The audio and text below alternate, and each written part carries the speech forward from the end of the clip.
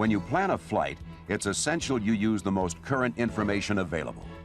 This program introduces the common reference sources used for flight planning and briefly explains how to interpret them.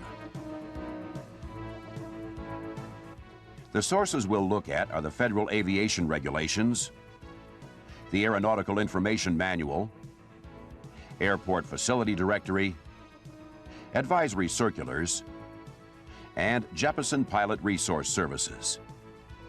Some of these publications give you very specific information, while others give general operational data. Let's begin with one which contains specific information, the Federal Aviation Regulations. A few of the areas you should be familiar with are Part 1, Definitions and Abbreviations. Part 61, Certification of Pilots and Flight Instructors. And Part 91, General Operating and Flight Rules. Due to the ongoing changes in the FARs, it's important that you have access to current editions and review them periodically. Another publication you should be familiar with is the Aeronautical Information Manual, or AIM. This publication is your official guide to basic flight information and ATC procedures. It covers a wide range of topics and helps keep you informed about operating in the National Airspace System.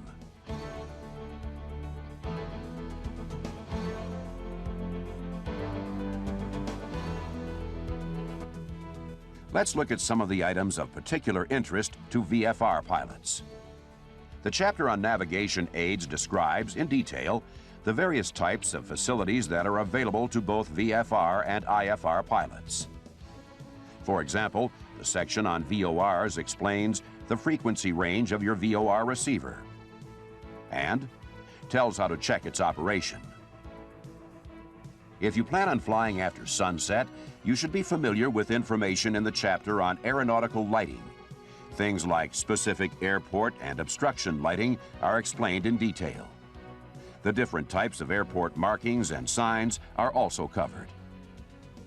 The chapter on airspace describes the various forms of controlled, uncontrolled, and special use airspace and their operational requirements. Since portions of this chapter are changed frequently, it's a good idea to review it periodically. The Air Traffic Control chapter contains a section on radio communications. It explains the terms and phrases used by pilots and controllers during ground and flight operations. Another section, entitled Airport Operations, explains the correct procedures for operating on or near an airport. The Emergency Procedures chapter contains valuable information regarding the authority and responsibility of the pilot in command, the services available from air traffic control, distress and urgency procedures, and rules governing two-way radio communications failure. The AIM also covers several medical facts that relate to pilots, such as the effects of alcohol, over-the-counter medication, high-altitude flight, and vision and illusions in flight. The Pilot Controller Glossary is an important supplement to the AIM. It provides definitions for most of the terms used in the ATC system. When everyone uses the same language, misunderstandings are minimized. Now let's look at the Airport Facility Directory. This publication contains facts about all public-use airports, heliports, and seaplane bases. It is published in a number of volumes, with each one covering several states in a given region. To help explain the contents, let's look at some typical entries from the Southwest Directory. Each volume has a directory legend that helps you interpret the abundance of information. As you gain more experience in using the Airport Facility Directory, you'll find the entries easy to read. For example, here is the listing for Centennial Airport, which is one of several airports in the Denver area. We won't cover every entry in this listing, but we'll look at a few items that are pertinent to VFR operations. Centennial Airport is located 3 miles southeast of the city of Denver. This gives you a general area in which to look for the airport as you approach the city. The elevation of Centennial is 5,883 feet. This is useful for determining such things as the traffic pattern altitude, the upper dimension of the Class D airspace, and the accuracy of your altimeter. The letter B indicates that Centennial has a rotating beacon. This information can be very helpful when trying to locate the airport at night. These entries show the services which you can obtain at Centennial. S4 means major airframe and power plant repairs are available. If your airplane develops mechanical problems, you can get it fixed at this airport. The types of aviation fuel available are 100 low lead and Jet A. This information is important when you select an airport for a fuel stop. OX means oxygen, and the numbers refer to the types of recharging or replacement services available. Runway data are also covered in this section. In addition to basic dimensions and lighting, it includes specific information about each runway. Runway 17 right, for example, has a right-hand traffic pattern. This is a very important fact that helps you anticipate pattern entry instructions from the controller. Obstructions are also listed, such as the pole on the approach end of runway 35 left. The Airport Remarks section contains operational information about the status and usability of the airport. For example, there is a caution about waterfowl on and near the airport. As you approach or depart the airport, you should remain alert for bird activity. A bird strike can severely damage an airplane.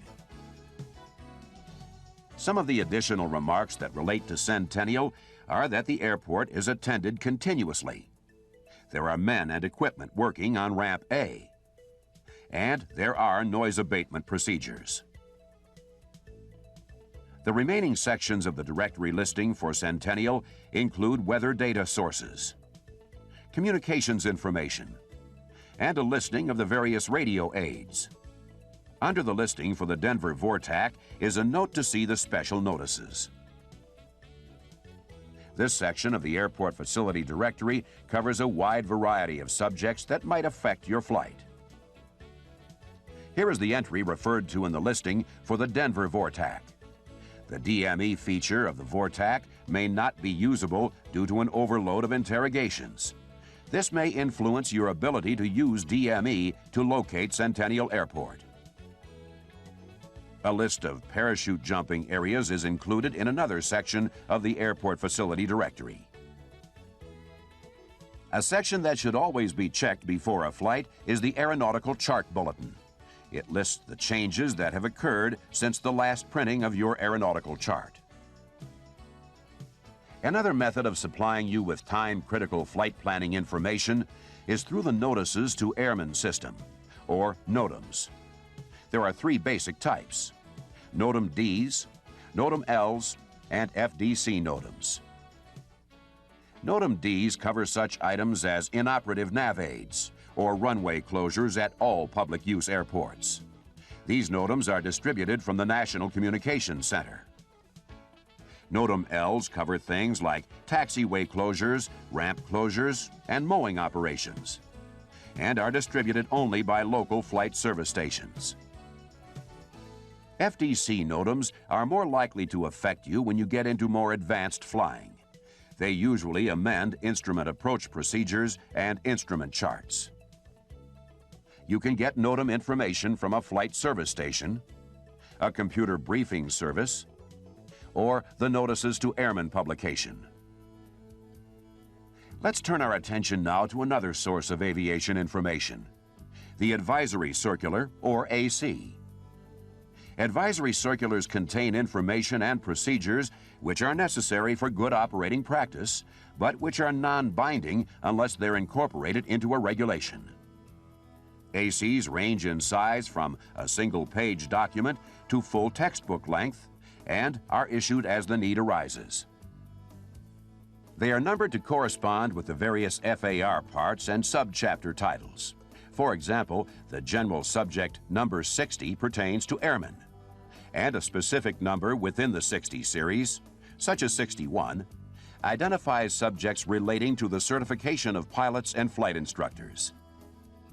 One of these ACs, 6112, answers many of the questions you might have prior to or during your flight training. Knowing the general subject numbers will enable you to find ACs on a given topic much easier. A listing of all the ACs and their current status can be obtained from the Advisory Circular Checklist. Also included in this checklist is a listing of FAA publications sold by the Government Printing Office. A couple of these are the FAA Computerized Testing Supplements and the Practical Test Standards. You can order a free copy of the AC checklist from the address listed at the beginning of the AIM. Jeppesen Pilot Resource Services provide excellent reference sources. They combine many of the features found in the AIM and Airport Facility Directory into one publication. In addition, they include all of the pertinent FARs. The loose-leaf format allows you to easily insert revisions, which makes them some of the most current publications available. Let's take a look at some of the service features. Jeppesen Pilot Resource Services are divided into several subject areas. Common information is grouped together and identified by divider tabs for easy reference.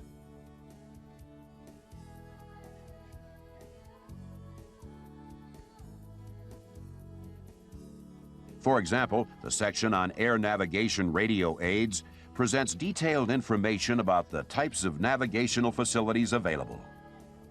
A comprehensive GPS LORAN coordinate directory contains latitude and longitude coordinates for airports, nav aids, and waypoints.